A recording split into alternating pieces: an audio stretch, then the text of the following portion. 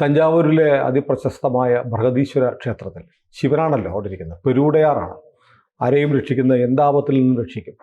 അവിടെ ഏപ്രിൽ 4-ാം തീയതി വീണയും അമ്മ കമലയും പിണറായിയുടെ ഭാര്യയും മകളും പോയിരുന്നു. SFIO കുറ്റപത്രം കൊടുക്കുന്നതിന് തൊട്ടു മുമ്പ് ഉള്ള നടപടി അറസ്റ്റ് ഒഴിവാക്കാനാണോ? രാജരാജേശ്വരൻ രക്ഷിക്കുമോ? അതെ, പുള്ളിയുടെ ഡിസിഷൻ നമുക്ക് പറയാൻ പറ്റില്ല. ബട്ട് അതിനൊരു സാധ്യത ഞാൻ കാണുന്നുണ്ട്. ഇന്ന് വരുന്നത് ഡൽഹി ഹൈക്കോടതിയിൽ CMRLൻ്റെ കേസ്. CMRLൻ്റെ വാദം എന്താണെന്ന് വെച്ചാൽ ഈ SFIO അന്വേഷണം നിയമപരമല്ലെന്നും അതുകൊണ്ട് അവരോട് റിപ്പോർട്ട് സമർപ്പിക്കുന്നത് തടയണമെന്നൊക്കെ പറഞ്ഞിട്ടാണ് CMRL ഡൽഹി ഹൈക്കോടതിയിൽ പോയത്. CMRL ആണെങ്കിലും രക്ഷിക്കാൻ ശ്രമിക്കുന്നത് വീണയെയാണ്, SFIO കേസില്ലാതെ. ഇപ്പോൾ CMRL അതിൽ വാദിച്ചു ഈ ഇൻകം ടാക്സ് ഇൻ്ററിം സെറ്റിൽമെൻറ്റിൻ്റെ ആ ബോർഡിൻ്റെ ജഡ്ജ്മെൻറ്റ്, അതിനകത്തുള്ള വസ്തുതകളാണ് SFIO അന്വേഷണത്തിൻ്റെ ബേസ്. ആ വസ്തുതകൾ SFIO എന്നല്ല ഒരു ഏജൻസിക്കും ആ വസ്തുത ബേസായിട്ട് എവിഡൻസായിട്ട് എടുക്കാൻ പാടില്ല. അതിന് എവിഡൻഷ്യറി വാല്യൂ ഇല്ല. പൊതുവെ ആളുകൾക്ക് മനസ്സിലാവാത്തൊരു കാര്യമാണ്. കടലാസിൽ 3 ജഡ്ജിമാരിരുന്ന് ട്രിബ്യൂണലിൽ എഴുതി തന്ന വിധിയിൽ പറഞ്ഞ കാര്യങ്ങൾ തെളിവായിട്ട് എടുക്കില്ല, എന്ത് വരികയാണ്? അങ്ങനെയുണ്ട് ചില കാര്യങ്ങൾ. അതിലൊന്ന് ഇൻകം ടാക്സിന് മുമ്പിൽ നമ്മൾ പറയുന്ന സത്യാവസ്ഥ, അല്ലെങ്കിൽ അവർ കണ്ടെടുത്ത സത്യാവസ്ഥ. പിടിക്കപ്പെട്ട് കഴിയുമ്പോൾ നമ്മൾ കൊടുക്കുന്ന എക്സ്പ്ലനേഷൻ, സാർ ഇങ്ങനെയൊക്കെ ചെയ്തതാണ്. ശരി, ഇൻകം ഇൻ്ററിം സെറ്റിൽമെൻറ്റ് ബോർഡിൻ്റെ ജഡ്ജ്മെൻ്റ് ഒന്ന് ഓർത്ത് നോക്കി. അതിൽ പറഞ്ഞിട്ടുണ്ട്, നിങ്ങൾ ഈ ചെയ്ത കാര്യം പ്രിവെൻഷൻ ഓഫ് കറപ്ഷൻ ആക്റ്റും PMLA ആക്റ്റും ഒക്കെ വെച്ച് നിങ്ങളെ പിടിച്ച് പൂട്ടാനുള്ള കുറ്റമാണ് നിങ്ങൾ ഈ ചെയ്തിരിക്കുന്നത്. നിങ്ങളെ ജയിലിൽ അടയ്ക്കാൻ ഞങ്ങൾക്ക് അധികാരമുണ്ട്, പക്ഷേ നിങ്ങളുടെ പ്രായം മാനിച്ച് ഞങ്ങൾ ജയിലിൽ അയക്കുന്നില്ല. ഇത്ര പിഴ എടുക്കുന്നു 183 crores മറ്റുമാണ് CMRL പിഴയടിച്ചിട്ട് ആ കേസ് തീർത്തത്. ബട്ട് ആ കേസിൽ ഈ സാധനങ്ങൾ ഇത് തെളിവായിട്ട് PV RCIക്ക് ഇതൊന്നും തെളിവായിട്ട് വേറെ കോടതികളിൽ എടുക്കില്ല. അങ്ങനെ നിയമത്തിലുണ്ട്. ഒരു പ്രൊട്ടക്ഷൻ ആണോ അല്ലേ? എന്നുവെച്ചാൽ ഇപ്പോൾ നമ്മൾ സെൻസസ് നോക്കും. സെൻസസ് എടുക്കാൻ ആൾക്കാർ വരുന്നു. സെൻസസിൽ നമ്മൾ സത്യം പറയണം. സെൻസസിൽ പറഞ്ഞ കാര്യങ്ങൾ മറ്റൊരു സ്ഥലത്തും ഒരു കേസിനും ഉപയോഗിക്കാൻ പാടില്ല. ഇതാണ് കാരണം. ഉപയോഗിക്കുമെന്ന് പേടിയുണ്ടെങ്കിൽ ഇയാൾ സത്യം പറയില്ല. സത്യം പറഞ്ഞില്ലെങ്കിൽ നമ്മുടെ സെൻസസിന് അർത്ഥമില്ല. അപ്പോൾ എന്നോട് ചോദിക്കുന്നു, നിങ്ങൾക്ക് ഭാര്യ, കുട്ടികൾ, ഒരു ഭാര്യ 2 കുട്ടികൾ. സത്യം പറഞ്ഞു ചേട്ടാ, അല്ല, അത് ഒരു കുട്ടിയുണ്ട്, അത് തമിഴ്നാട്ടിലാണ്. ഭാര്യയും കുഞ്ഞിനെയും അവിടെ താമസിപ്പിച്ചിരിക്കുകയാണ്. ശരി, സാരമില്ല. മോഹൻദാസിന് 2 ഭാര്യ 3 കുട്ടികൾ അവരുടെ കൂടെ. ഈ തെളിവും വെച്ചിട്ട് ഈ തമിഴ്നാട്ടിലുള്ള കക്ഷിക്ക് ഞാൻ ഭാര്യയാണ്, എനിക്ക് അവകാശമാണെന്ന് പറഞ്ഞ് കേസ് കൊടുക്കാൻ പറ്റില്ല. വേറെ എന്തെങ്കിലും തെളിവൊക്കെ അന്വേഷിച്ചിട്ട് മോഹൻദാസിൻ്റെ ഭാര്യയാണ് അങ്ങനെയാണെന്നൊക്കെ പറഞ്ഞിട്ട് വേറെ തെളിവ് കൊണ്ടുവരാം. സെൻസസിലെ തെളിവ് കൊണ്ടുവരാൻ പറ്റില്ല. മനസ്സിലായി? ഇതാണ്. അപ്പോൾ രാജ്യത്തിന് നമ്മളോടുള്ള ഒരു ട്രസ്റ്റ്. ഓക്കെ, താൻ കള്ളത്തരം കണ്ടുപിടിച്ചു, തനിക്ക് പിഴ കിട്ടു, പക്ഷേ ഇനി ഈ കള്ളത്തരത്തിന് വേറെ ശിക്ഷ എന്നൊക്കെ പറഞ്ഞിട്ട് തന്നെ ഉപദ്രവിക്കില്ല, താൻ സത്യം പറ. ഇത് സ്റ്റേറ്റും സിറ്റിസണും തമ്മിലുള്ള ഒരു ട്രസ്റ്റാണ്.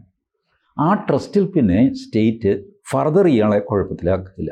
ബട്ട് ഇതല്ലാതെയുള്ള തെളിവുകളുണ്ടെങ്കിൽ ഇയാളെ കുഴപ്പത്തിലാകുകയും ചെയ്യും. ഇപ്പോൾ SFIO ഇപ്പോൾ പറയുന്നത് ഇൻകം ടാക്സ് ഇൻ്ററിം സെറ്റിൽമെൻറ്റ് ബോർഡിൻ്റെ കുന്തമൊന്നും ഞങ്ങൾ എടുത്തിട്ടില്ലപ്പാ. ഞങ്ങൾ രജിസ്ട്രാർ ഓഫ് കമ്പനീസ് വെച്ച്, registrar of companies Ernakulam, registrar of companies Chennai, registrar of companies Pondicherry, registrar of companies Bangalore, ഇവരെ കൊണ്ട് ഞങ്ങൾ നടത്തി ഞങ്ങളുടെ അന്വേഷണം ഇതിനൊക്കെ മുമ്പ് തുടങ്ങി. ഈ എക്സാലോജിക്ക് വണ്ണം കിട്ടൊക്കെ പിന്നെ വന്നതല്ലേ. They were already under our radar. Every company is under our radar. Registrar of കമ്പനീസിൻ്റെ ജോലി എന്താ? രജിസ്റ്റർ ചെയ്ത് കഴിഞ്ഞൊന്നും കിടന്നുറങ്ങുകയാണോ? അല്ല. ഓരോ വർഷത്തെയും ബാലൻസ് ഷീറ്റും ബിസിനസ്സും സംഗതിയൊക്കെ നോക്കിയിട്ട് റെഗുലറായിട്ട് അവർ റിപ്പോർട്ട് അയക്കും. അപ്പോൾ നോക്കുമ്പോൾ ഇത് വയലേഷൻ ആണല്ലോ, അവിടെ ഇരിക്കട്ടെ, നോക്കാം, അയാൾ അടുത്ത റിട്ടേൺസ് വരുമ്പോൾ ഇത് തിരുത്തുന്നുണ്ടോ എന്ന് നോക്കാം. ഇങ്ങനെ പോവുക. ഇതാണ് SFIO പറയുന്നത്. ഞങ്ങൾ ഇവരുടെ റിപ്പോർട്ട് അനുസരിച്ചാണ് ഈ ക്രൈം കണ്ടെത്തിയിരിക്കുന്നത്. ഇൻകം ടാക്സ് അപ്പലേറ്റ് സെറ്റിൽമെൻറ്റ് ട്രിബ്യൂണലൊന്നും ഞങ്ങൾക്ക് പ്രശ്നമില്ല, ഞങ്ങൾ അതിനകത്തെ സംഗതി എടുത്തിട്ടുമില്ല. അതുകൊണ്ട് നോക്കിക്കോ, PVIK, KK, UCW ഇതൊന്നും SFIക്ക് പ്രശ്നമില്ല. അവർ വീണ വിജയനെയും CMRLൻ്റെ സതീഷ് കുമാർ അവരെയാണ് പ്രതിയാക്കിയിരിക്കുന്നത്. മറ്റേത് അവരെടുത്തിട്ടില്ല, എടുക്കാൻ പറ്റില്ല. അന്യഥ അവർക്ക് തെളിവുമില്ല. അതുകൊണ്ട് അവരത് വിട്ടിരിക്കുകയാണ്. സബ്സീക്വൻ്റ്ലി അവർക്ക് തെളിവ് കിട്ടിക്കഴിഞ്ഞാൽ ഈ പറഞ്ഞ ആൾക്കാർ മുഴുവൻ കൊടുക്കും. കാരണം SFI അന്വേഷണം ഇതിപ്പോൾ ചാർജ് ഷീറ്റ് കൊടുത്തു, ഇനി അത് ഓപ്പൺ ചെയ്യില്ല എന്നില്ല. ഇത്തരം കേസുകളൊക്കെ വീണ്ടും റീ ഓപ്പൺ ചെയ്യാം, അഡീഷണൽ പ്രതികളെ ചേർക്കാം, ഇതൊക്കെ ചെയ്യാം. അപ്പോൾ ഡൽഹിയിൽ ഇപ്പോൾ ഇവർ പോയിരിക്കുന്നത്, ഡൽഹി ഹൈക്കോടതി വാദത്തിനിടയ്ക്ക് SFIയോട് ചോദിച്ചു, ഈ കേസ് ഞങ്ങൾ അഡ്മിറ്റ് ചെയ്തു, ഇപ്പോൾ ഹിയറിംഗ് നടക്കുന്നു, അതുകൊണ്ട് നിങ്ങൾ ഇനി ഫർദർ പ്രൊസീഡിങ്സ് ഒന്നും ചെയ്യില്ലല്ലോ അല്ലേ? ഇല്ല എന്ന് SFIO പറഞ്ഞു. ഇത് വെർബലിയാണ്, റെക്കോർഡില്ല.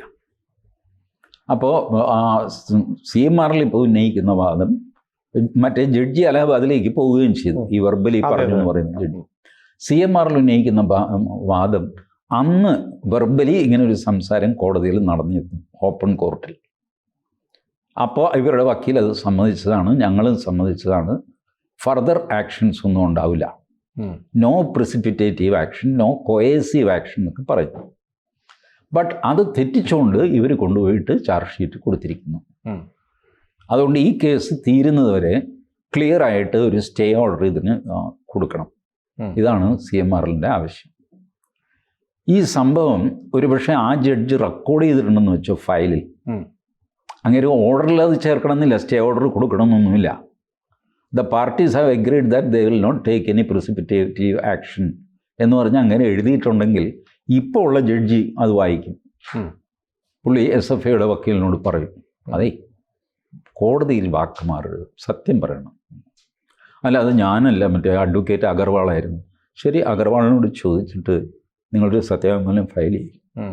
Till that time I am giving a stay order എന്ന് പറഞ്ഞ് റിട്ടേൺ സ്റ്റേ ഓർഡർ കൊടുത്താൽ ഈ SFIO കുറ്റപത്രം സ്റ്റേ ചെയ്യപ്പെടും. അപ്പോൾ അതിനുള്ള സാധ്യതയുണ്ട്. അതിനൊരു സാധ്യത ഞാൻ കാണുന്നുണ്ട്. C the play which is going on. Exalogic എന്ന് പറയുന്ന കമ്പനി ബാംഗ്ലൂരാണ്. CMRL ബാംഗ്ലൂർ ഹൈക്കോടതിയിലല്ല പോയിരിക്കുന്നത്. CMRLും KSIDCയും കേരള ബേസ്ഡ് 2 കമ്പനികളാണ്. കേരള ഹൈക്കോടതിയിൽ പോകേണ്ടതാണ്, അത് പോയില്ല. അവർ SFIO ഡൽഹി ബേസ്ഡ് ആയിട്ടുള്ള അന്വേഷണ ഏജൻസി ആയതുകൊണ്ട് ഡൽഹിയിൽ പോയി. കാരണം അവർക്കറിയാം ഈ കർണാടക ഹൈക്കോടതി ഒരു തവണ വീണ വിജയൻ അവിടെ പോയിട്ട് തട്ട് മേടിച്ചതാണ്. കേരള ഹൈക്കോടതിയാണ് SFIO അന്വേഷണം പ്രഖ്യാപിച്ചതല്ല. ചുമ്മാ കേന്ദ്ര സർക്കാരിനോട് ചോദിച്ചു, ഏയ് എന്താ SFIO അന്വേഷണമല്ലേ, എന്താ നിങ്ങൾ ചെയ്യാത്തത്? സാർ ഞങ്ങൾ മറ്റന്നാളെ സത്യവാങ്മൂലം ഫയൽ ചെയ്യാം. റൈറ്റ്. നെക്സ്റ്റ് ഡേ SFIO അന്വേഷണം പ്രഖ്യാപിച്ചു, കോടതിയിൽ കൊണ്ടുവന്ന് സബ്മിറ്റ് ചെയ്തു. ഞങ്ങൾ SFIO അന്വേഷണം തുടങ്ങി എന്ന് പറഞ്ഞു കഴിഞ്ഞപ്പോൾ ഇനി ഷോൺ ജോർജിനോട് പറഞ്ഞു, ഇനിയിപ്പോൾ nothing remains in this is what you wanted and they have did that. Okay, ഹർജി ഡിസ്പോസ് ചെയ്തു. അപ്പോൾ കേരള ഹൈക്കോടതി is in favour of SFIO. Karnataka ഹൈക്കോടതി is against Veena Vijayan. So your only recourse is Delhi High Court. And see the play in Delhi High Court. December 2024 ഈ judgement reserve ചെയ്യുന്നു. December, January, ഫെബ്രുവരി, March, almost 4 മാസമാകാൻ പോകുന്നു. ആ judgement എഴുതിയില്ല. ആള് മാറിപ്പോയി. ആള് അലഹാബാദ് ഹൈക്കോടതിയിലേക്ക് മാറ്റിക്കഴിഞ്ഞാൽ ഈ ഹൈക്കോടതി ജഡ്ജിയെ മാറ്റാൻ സുപ്രീം കോടതിക്ക് അധികാരമില്ല. റെക്കമെൻഡേഷനാണ് ടു ദ പ്രസിഡൻറ്റ്, ഇന്ന ആളെ അലഹാബാദ് ഹൈക്കോടതിയിലേക്ക് മാറും. പ്രസിഡൻറ്റ് റിജക്റ്റ് ചെയ്തെന്ന് വെച്ചോ, പോയി, ഇവർക്ക് മാറ്റാൻ പറ്റില്ല. അപ്പോൾ പ്രസിഡൻറ്റ് ചിലപ്പോൾ 2-3 മാസം കഴിഞ്ഞൊക്കെ ആയിരിക്കും ഇത് ഒപ്പിടുന്നത്. അപ്പോൾ അതുവരെ ഇയാൾക്കറിയാം ഞാൻ അലഹാബാദ് ഹൈക്കോടതിയിലേക്ക് പോകാനായിട്ട് റെക്കമെൻഡേഷൻ പോയിരിക്കുകയാണെന്ന് അയാൾക്കറിയാം. അപ്പോഴെങ്കിലും ആ ജഡ്ജ്മെൻ്റ് എഴുതി തീർക്കണ്ടേ? ചെയ്തില്ല.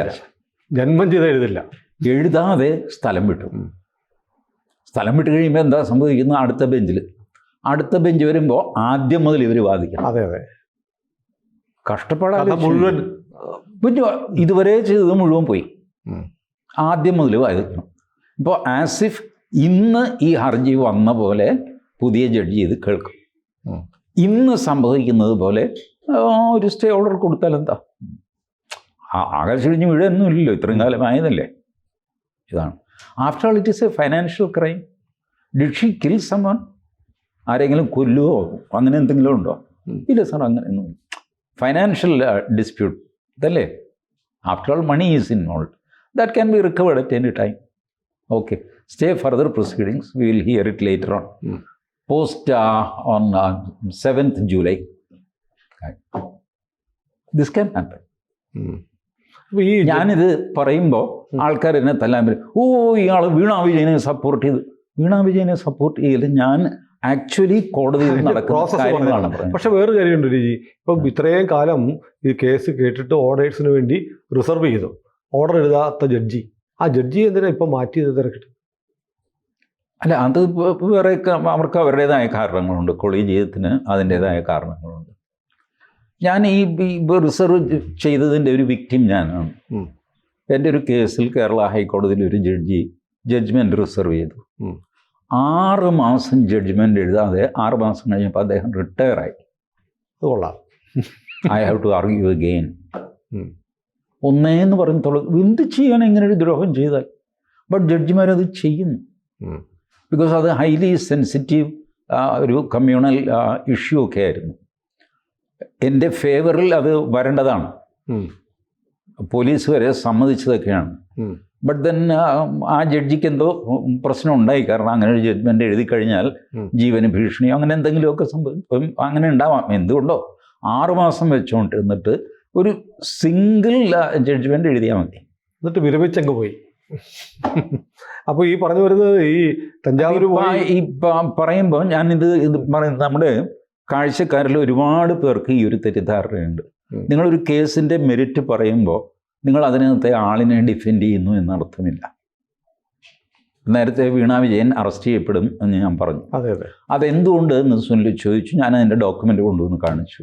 അത് കഴിഞ്ഞ് FIR ഇടാനായിട്ട് ED കേരള പോലീസിന് കൊടുത്ത ഇൻഫർമേഷൻ, ഞങ്ങളിങ്ങനെ ഇൻഫർമേഷൻ കൊടുത്തിട്ടുണ്ടെന്ന് കേരള ഹൈക്കോടതിയിൽ അവർ സബ്മിറ്റ് ചെയ്യുന്നു. ഹൈക്കോടതി അനങ്ങുന്നില്ല, കേരള പോലീസ് അനങ്ങുന്നില്ല, ED അനങ്ങുന്നില്ല. EDക്ക് വേണേൽ ഡയറക്റ്റ് അറസ്റ്റ് ചെയ്യാം, ചെയ്യുന്നില്ല. അപ്പോൾ ആൾക്കാർ ഇയാൾ വെറുതെ പൊട്ടത്തരം. What can I do? നിങ്ങൾ ഹൈക്കോടതിയിൽ ഞങ്ങൾ ഇയാളുടെ പേരിൽ ഇന്ന കുറ്റമുണ്ട്, വഞ്ചന കുറ്റം IPC 420, IPC 120B ഗൂഢാലോചന, ഇതൊക്കെയാണ് വീണ വിജയൻ്റെ പേരിൽ ED പറഞ്ഞ കുറ്റം. ED പറഞ്ഞു ഞങ്ങളിത് പോലീസിനെ അറിയിച്ചു, പോലീസ് ഹെഡ്ക്വാർട്ടേഴ്സിൽ അറിയിച്ചു, ഞങ്ങൾ മാർച്ചിൽ അറിയിച്ചു, ഏപ്രിലിൽ റിമൈൻഡറും കൊടുത്തു. But they have not acted. എന്നാൽ ഹൈക്കോടതി തിരിച്ച് ഇവരോട് ചോദിക്കുന്നത്, why you have not acted, you also could have acted. Kerala പോലീസിന് മാത്രമല്ല EDക്കും അറസ്റ്റിംഗ് പവറുണ്ട്, ED അറസ്റ്റ് ചെയ്യുന്നില്ല. ഇത് പറഞ്ഞത് മോഹൻദാസ് കുറ്റക്കാരൻ. അത് തന്നെ ഇപ്പോഴും വരും. ഡൽഹി ഹൈക്കോടതി ഒരു സ്റ്റേ ഓർഡർ കൊടുത്തു കഴിഞ്ഞാൽ ആൾക്കാർ എന്നെ ഓടിച്ചിട്ട് തല്ല. എനിക്കറിയാം ഈ കോടതിയിൽ ഇങ്ങനെയാണ് സംഭവിച്ചതെന്നും ഇതുപോലെ സംഭവിക്കാൻ സാധ്യതയുണ്ടെന്നും ഇപ്പം ഇന്ന് വൈകുന്നേരത്തിനൊക്കെ അറിയാം. സ്റ്റേ അതെ, നമ്മുടെ വീഡിയോ എയർ ചെയ്യുമ്പോഴത്തേക്ക് അറിയാം. അപ്പോൾ ഏതായാലും ഈ ബൃഹദീശ്വര ക്ഷേത്രത്തിൽ പോയി എന്നുള്ളത് നമ്മൾ കണ്ടു, ചിത്രങ്ങളൊക്കെ കണ്ടു. പിണറായിയുടെ ഭാര്യയല്ലേ, മകളല്ലേ? അത് ഭാര്യ അമ്പലത്തിൽ പോകുന്നത് ഭർത്താവ് എന്തിനും തടയണം. Communist party വിശ്വാസികൾക്കെതിരല്ല. ഓ, മനസ്സിലായി. പോരെ, മതി, തൃപ്തിയായി. ഞാനിത് പറയുന്നത് ഈ ബാലേന്ദ്രൻ ചുള്ളിക്കാടാണ് പറഞ്ഞത്. സാഹചര്യം മാറി എന്ന് പറഞ്ഞിട്ട് രാഷ്ട്രീയക്കാർക്ക് എന്തും ചെയ്യാം. സാഹചര്യം മാറി. അല്ല, ചേട്ടൻ രാവിലെ പറഞ്ഞു, രാവിലത്തെ സാഹചര്യം മാറി, ഇപ്പോൾ ഉച്ചയായില്ലേ, വെയിൽ എത്രയെന്ന് നോക്കിയേ, സാഹചര്യം മാറിയില്ലേ, അതുകൊണ്ട് എൻ്റെ തീരുമാനം മാറി. എന്തായാലും ആരും അറിയാതെ തഞ്ചാവൂരിൽ പോയി അമ്മയും മകളും പുറത്തോട്ടിറങ്ങുമ്പോൾ ഏതോ ഒരു ദുഷ്ടൻ അത് ഫോട്ടോ എടുത്ത് സോഷ്യൽ മീഡിയയിലൊക്കെ പ്രചരിപ്പിച്ചു. എനിക്ക് ആകെ ഒരു കൗതുകമുള്ളത് തഞ്ചാവൂരിലെ ബൊമ്മ എന്തായിരിക്കും സ്ഥിതി എന്നാണ്. കാരണം പഴയൊരു പാട്ടുണ്ടല്ലോ, മധുരയ്ക്ക് പോകാതെടി ഉന്നെ മല്ലിപ്പൂ കണ്ണ് വയ്ക്കും. മധുരയിൽ മല്ലിപ്പൂ. ഈ ഇയാളെ കാണുമ്പോൾ കണ്ണ് തട്ടും, അസൂയ വരും. അടുത്ത ലൈനാണ്, തഞ്ചാവൂർ പോകാതെടി തല ആട്ടാമേ ബൊമ്മ നിൽക്കും. അതിൻ്റെ ട്യൂൺ ഇങ്ങനെയല്ല കേട്ടോ, അത്രയും പൊക്കി എനിക്ക് പാടാൻ പറ്റാത്തതുകൊണ്ട് അഥവാ പാടണ്ടെന്ന് വെച്ചിട്ട് അതേ ട്യൂണിൽ പാടിയത്. അപ്പോൾ തഞ്ചാവൂരിലെ ഈ തലയാട്ടുന്ന ബൊമ്മയില്ലേ ഇങ്ങനെ ഇങ്ങനെ ഈ സാധനം പോലും ഇയാളെ കാണുമ്പോൾ തലയാട്ടത്ത് നിർത്തിയിട്ട് തലയാട്ടാമേ ബൊമ്മ നിൽക്കും. അതെ അതെ. തഞ്ചാവൂരിലെ ബൊമ്മ തലയാട്ടിയില്ലെങ്കിൽ പിന്നെ ആ ബൊമ്മയെ എന്തിരിക്കൊള്ളാം. പക്ഷെ ബൊമ്മ അന്തം വിട്ട് പോകുന്നു. അതെ അതെ അതെ. എന്താ കാണുന്നത് അല്ലേ? എന്താ ഞാൻ ഈ കാണുന്നത്? കാരണം സുല്ലി ചോദിച്ച ചോദ്യമില്ലേ, പിണറായി വിജയൻ്റെ ഭാര്യയും മകളും അമ്പലത്തിൽ വരിക, ബൃഹദേശ്വര ക്ഷേത്രത്തിൽ തഞ്ചാവൂർ വരിക എന്ന് പറയുന്നത് തഞ്ചാവൂരിലെ ബൊമ്മയെ ഞെട്ടിക്കുന്നതാണ്. മറ്റേ തമിഴ് പാട്ടിൽ സൗന്ദര്യം കണ്ടിട്ട് സ്റ്റാൻഡായി പോകുന്ന ഇതങ്ങനെയല്ല. ഇത് ഈ അത്ഭുതം അന്തം വിട്ടുപോയി. ആ ഞാൻ എന്താ ഈ കാണുന്നത് വിചാരിച്ചിട്ട് തലയാട്ടാൻ മറന്നു പോയി നിന്ന് പോകും. ഏതായാലും പോയി വന്നതിന്റെ റിസൾട്ട് മിക്കവാറും ഇന്നറിയാം. ഈശ്വരൻ രക്ഷിക്കട്ടെ. ആരെ ആരെ രക്ഷിക്കേണ്ടവരെ രക്ഷിക്കട്ടെ. അല്ല, ഈ ഈശ്വരൻ എന്ത് ചെയ്യും? ഗുരുവായൂരപ്പൻ്റെ മുമ്പിലാണ് പോലീസുകാരിൽ നിന്ന് പ്രാർത്ഥിക്കുന്നത്, എങ്ങനെയെങ്കിലും ഈ കള്ളനെ പിടിച്ചു തരണേ. തൊട്ട് പുറകിൽ കള്ളൻ നിൽക്കുന്നു, അവനെ എങ്ങനെയെങ്കിലും പോലീസിൽ നിന്ന് തന്നെ രക്ഷിക്കണേ. ഈ രണ്ടുപേരെയും ഗുരുവായൂരപ്പൻ കാണുന്നുണ്ട്. എന്ത് ചെയ്യും ഗുരുവായൂരപ്പൻ? പുള്ളി അതിനൊരു വഴി കണ്ടുപിടിക്കും. അമിക്കബിൾ. ഏതായാലും അമിക്കബിൾ സെറ്റിൽമെന്റ് എങ്ങനെയാണെന്ന് വൈകിട്ടറിയാം. അത് ബൃഹദീശ്വരൻ തീരുമാനിക്കും. ആ ഉടയാർ മോശം ആളൊന്നുമില്ല, നിസ്സാരക്കാരനല്ല. ദക്ഷിണേന്ത്യയിലെ ഏറ്റവും വലിയ ക്ഷേത്രങ്ങളിൽ ഒന്നാണ് തഞ്ചാവൂർ. ഏതായാലും നമുക്കത് കാത്തിരിക്കാം. യെസ്. കൂടുതൽ വാർത്തകളും വിശേഷങ്ങളും നിങ്ങളിലേക്ക് എത്താൻ ABC മലയാളം സബ്സ്ക്രൈബ് ചെയ്യുക, ബെൽ ബട്ടണും അമർത്തുക.